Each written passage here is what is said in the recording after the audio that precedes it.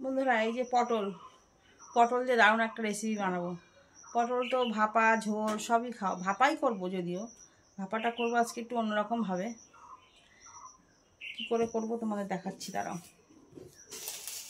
এই যে নারকেল দিয়ে আর সর্ষে দিয়ে করবো, হেভি লাগে খেতে। এর আগের দিন করেছিলাম, খুব ভালো হয়েছিল, তাই নারকেলটা আছে, ভাবছি আজকে একটু করি।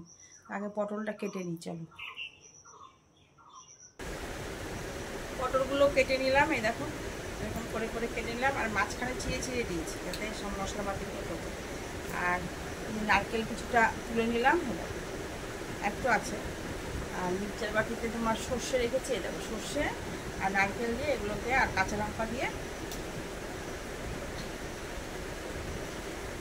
কী হবে, পেস্ট হবে, তারপর ছেঁকে দেবো জিনিসটা। চলো রান্নাটা বসিয়ে দিই, ভিডিওটা দেখতে থাকো কেমন করে আমি রান্নাটা করি। দেখো নারকেল, পোস্ত আর লঙ্কা ভালো করে পেস্ট করলাম। আমি কিন্তু এটা ছেঁকে তারপরে দেবো। এই যে সর্ষের, এই কালো সর্ষের ছোকলাগুলো না খেলে পেটটা একটু গড়বড় হয়, ঠিক আছে, রসটা দেবো।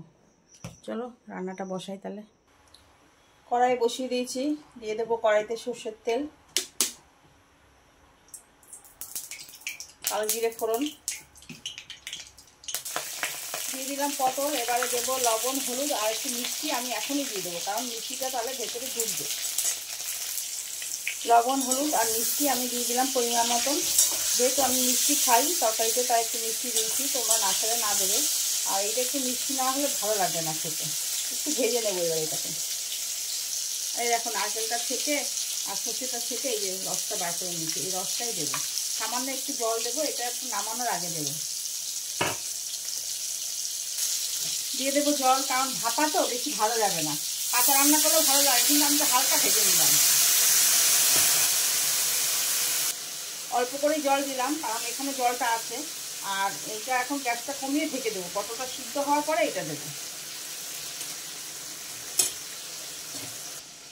পটলটা প্রায় সিদ্ধ হয়ে গেছে, এখন দিয়ে দেবো এটা। এবার গ্যাসটা বাড়িয়ে দেবো। হয়ে গেছে দেখো, এবার নামিয়ে দেবো। এটাই পরে মাখা মাখা হয়ে যাবে। দারুণ হয়েছে কিন্তু। এরকম পটল পোস্ত, পটল ভাপা, পোস্ত তো না, আর গরম ভাত, বন্ধুরা আর কিছুই লাগবে না, দারুণ লাগবে খেতে।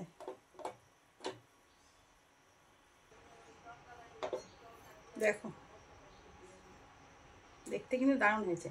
এবার খেয়ে বলবো তোমাদেরকে কেমন হয়েছে।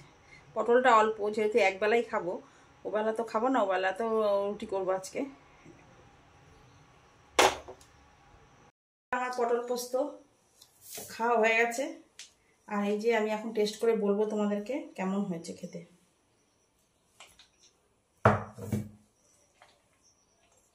এরকম করে রান্না করে খাবে, দারুণ লাগে কিন্তু।